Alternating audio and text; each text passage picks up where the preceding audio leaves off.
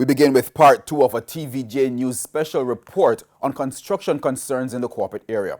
In part 1, we zoned in on red flags in the approval process at one complex on Charlemont Drive.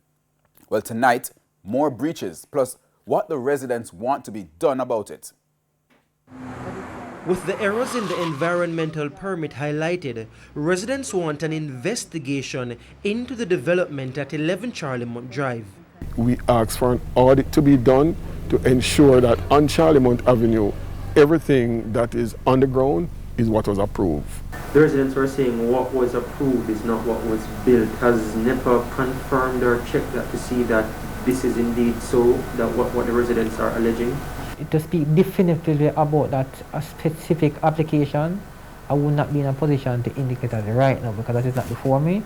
But I can say definitively that the agency has a compliance regime that would assess on all developments in accordance with the permit that is issued.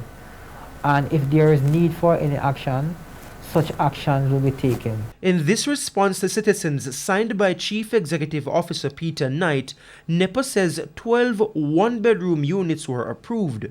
We called the realtor selling the apartments whose number is posted on a sign just outside the complex. I'm looking for somewhere that doesn't have a lot of units. How many are there?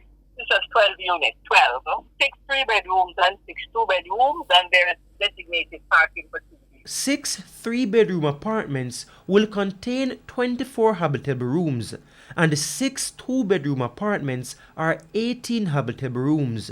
This would take the total habitable rooms built on less than half acre of land to 42.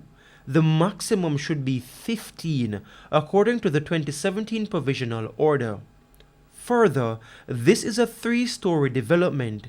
The Provisional Order only permits a maximum of 2 stories for developments in the Papine University District, where Charlemont Drive is situated. This is stated on page 431 of the order. The developers as listed on the Real Estate Board's website are Philip Smith and Mark Barnett. Mr. Barnett is also the president of the National Water Commission. The residents were also concerned that the permit said the means of sewage was to be connected to the NWC sewer main. Except at the time of approval, there was no sewer main yet on Charlemont Drive. It was subsequently installed. Given Mr. Barnett's role as head of the NWC and the developer in this instance, residents raised concerns. There has to be a conflict in you being able to ask your employees who reports to you, whether directly or indirectly, to monitor somebody who you contracted. Mr. Barnett declined our request for an interview and directed us to the NWC. The NWC insists nothing was done out of order. Gary Walters is the senior project manager. Some 3 years ago, the sewage expansion had already started in the Charlemont area. And once we get the applications, and we want the sewage. We want the sewage because we want to protect the environment. And that is part of the NWC's policy. And as best as we can, we try and facilitate. We have been trying to get an interview with the CEO of the KSMAC since September 20.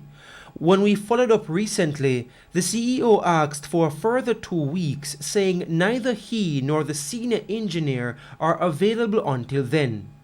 Residents have written to their Member of Parliament Favour Williams, Public Defender Arlene Harrison Henry, and the Integrity Commission asking for an investigation. In Part 3, more concerns about development across the capital. Giovanni Dennis, TVJ News.